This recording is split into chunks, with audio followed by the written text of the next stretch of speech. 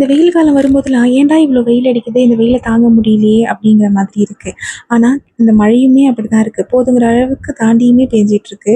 கிட்டத்தட்ட 6 நாளாக மழை அடித்து பெய்யலைன்னா கூட ஒரு தூறல் இருந்துக்கிட்டே தான் இருக்குது. வெயில சுத்தமாக பார்க்க முடியல.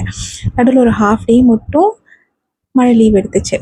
இந்த மழைக்கு சுட ஒரு ஃபில்டர் போட்டு வச்சுட்டு பப்ஸை தான் ஹீட் பண்ணுறேன். இந்த ஓடிஜியில் வந்து ப்ரௌனி குக்கீஸ்லாம் செஞ்சது போக இப்போ பப்ஸை ஹீட் பண்ண ஆரம்பிச்சிட்டேன். பரவாயில்ல, பப்ஸ் கூட நல்லாவே சூடாகுது. அதை அப்படியே ஹீட் பண்ண வச்சுட்டு அடுத்தது நமக்கு இருக்கிற ஒரே வேலை இந்த துணியை காய வச்சு எடுக்கிறது தான். வீட்டில் ஒரு சேரு டேபிள் எதையும் விட்டு வைக்கிறது கிடையாது. இருக்கிற எல்லாத்துலேயும் துணியை போட வேண்டியது தான். ஆனாலும் அந்த துணி காயுதா, ஒரு ஈரத்தோடையே தான் இருக்குது. வெயிலில் காயிற மாதிரிலாம் நமக்கு வரமாட்டேங்குது.